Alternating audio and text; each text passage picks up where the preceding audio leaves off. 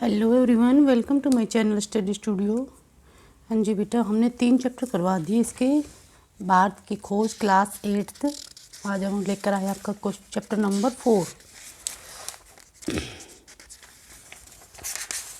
Chapter का नाम है युगों का दौर। क्या है चैप्टर का नाम? युगों का दौर है। और इसके 3 चैप्टर के MCQ करवाए हैं। ठीक है। बुक का नाम है क्लास 8 की भारत की खोज। ओके, तो आज हम इसके चैप्टर नंबर 4 के MCQ करवाएंगे। तो थोड़े नाम थोड़े टफ हैं, इसलिए बच्चे बिल्कुल ध्यान से सुनेंगे और उनको समझेंगे। और जो फिर भी टफ लगता है उनको लिखना है, एक बार लिख लेंगे तो फिर आप भूलेंगे नहीं। ओके बेटा, तो टाइम को वेस्ट नहीं करना। चलो देखिए फर्स्ट क्वेश्चन। मौर्य वंश साम्राज्य के पतन के पश्चात किस वंश का शासन कायम हुआ था? तो इसमें फर्स्ट क्वेश्चन है, मौर्य वंश का जब शासन खत्म हो गया था, पतन मतलब नष्ट हो जाना, तो कौन सा वंश का शासन कायम हुआ था या उसका उदय हुआ था?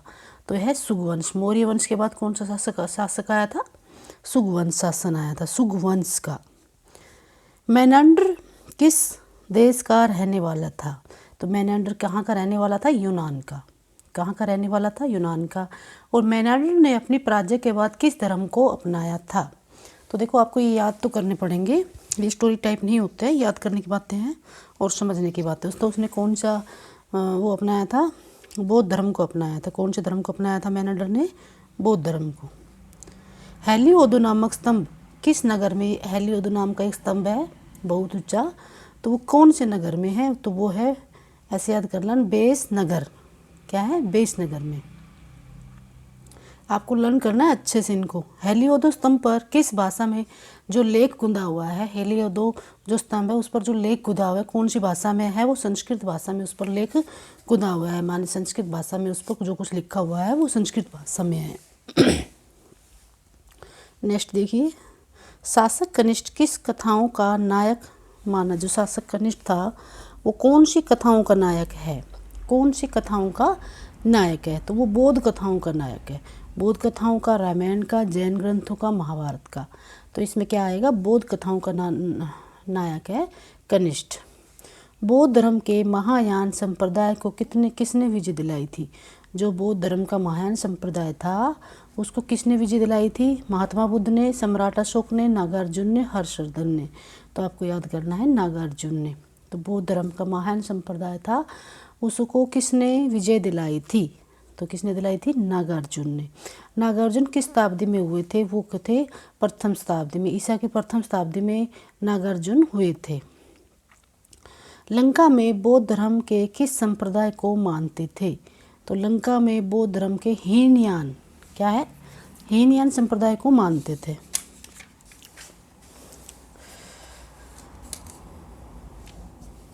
शक जाति के लोग कहाँ बसे थे? तो शक जाति के लोग कहाँ बसे थे? अक्सु नदी की घाटी में। शक जाति के लोग कहाँ बसे थे? अक्सु नदी की घाटी में। भारत में चीनी राजदूत कब आए? 64 ईसा पूर्व में। भारत में चीनी राजदूत कब आए? 64 ईसा पूर्व में। कौन सा फल चीन से भारत आया? आड़ू। पहले चीन में था, चीन से भारत आया, वो कौन सा फल था? आड़ू। गुप्त साम्राज्य का आरंभ कब हुआ था? तो ये आपको डेट याद करनी है। गुप्त साम्राज्य का आरंभ कब हुआ था? 320 ईसा पूर्व में। गुप्त साम्राज्य का आरंभ कब हुआ था? 320 ईसा पूर्व में। और गोरे हुन कहाँ के निवासी थे? मध्य एशिया के निवासी। गोरे हुन थे, वो कहाँ के निवासी थे? मध्य एशिया के। हुनों को किस भारतीय राजा ने हराया था? हर्षवर्धन ने हराया था। हुनों को किस राजा ने हराया था? हर्षवर्धन ने। हुनों को किसने? इसको है पे याद कर लेना, अगर आपको ध्यान नहीं रहता ना तो है और है। ठीक है। तो हुनों को किस भारतीय राजा ने हराया था? हर्षवर्धन ने। प्राचीन काल में दक्षिणी भारत किसके लिए प्रसिद्ध रहा है? इसके थोड़े क्वेश्चन कराएंगे, सारे नहीं कराएंगे, नहीं तो सारे घुल मिल जाएंगे। ठीक है बेटा, थोड़े कराएंगे, 2 दिन में कराएंगे थोड़े थोड़े करके। तो इसके लगभग 50 क्वेश्चन है, 25 करवाएंगे आज। प्राचीन काल में दक्षिणी भारत किसके लिए प्रसिद्ध रहा? जो प्राचीन काल में दक्षिणी भारत किस लिए प्रसिद्ध रहा? क्योंकि उनकी दस्तकारी के लिए प्रसिद्ध रहा। प्राचीन काल में जो दक्षिणी भारत दस्तकारी के लिए प्रसिद्ध रहा। भारतीय सभ्यता का मूल आधार क्या है? स्थिरता। स्थिरता मतलब ठहराव। भारतीय सभ्यता वो रुकी हुई है, इसलिए उसका भारतीय सभ्यता का मूल आधार क्या है? स्थिरता, स्थिर है वो। विशालता, स्थिरता, अस्थिरता, लघुता, तो इसमें स्थिर आएगा। भारतीय संस्कृति की प्रमुख विशेषता क्या है? समन्वय की भावना, समन्वय। प्राचीन काल में ग्रामीणों का प्रमुख व्यवसाय क्या था? कृषि। प्राचीन काल में ग्रामीणों का मुख्य व्यवसाय क्या था? कृषि। भारतीय रंगमंच का सबसे प्राचीन रूप किस ग्रंथ में मिलता है? जो भारतीय रंगमंच है उसका सबसे प्राचीन रूप किस ग्रंथ में मिलता है? ऋग्वेद में। किस शताब्दी के भारतीय नाटक प्रसिद्ध हो चुके थे? किस शताब्दी के भारतीय नाटक प्रसिद्ध हो चुके थे? तीसरी शताब्दी के। कौन सी शताब्दी के? तीसरी शताब्दी के। और सबसे पहले किस नाटककार का नाम इतिहास में मिलता है? भास का। इतिहास में सबसे पहले नाटककार कौन से हैं? भास। बुद्धचरित किसके द्वारा रचित रचना है? आशु घोष। बुद्धचरित किसने लिखी थी? आशु घोष द्वारा। और कालिदास किस राजा के 9 रत्नों में से एक है? विक्रमादित्य। कालिदास किस राजा के 9 रत्नों में से एक है? विक्रमादित्य के। और मुद्राक्ष नामक नाटक के लेखक कौन है? विशाखादत्त। कौन है?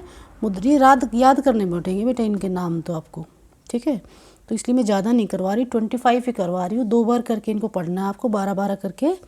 और इसको अच्छे से याद कर लेना, क्योंकि इनमें सारे नाम है और डेट है, वो तो आपको माइंड में लर्न करनी ही होगी, ठीक है। इसलिए ज़्यादा नहीं करवा रही मैं,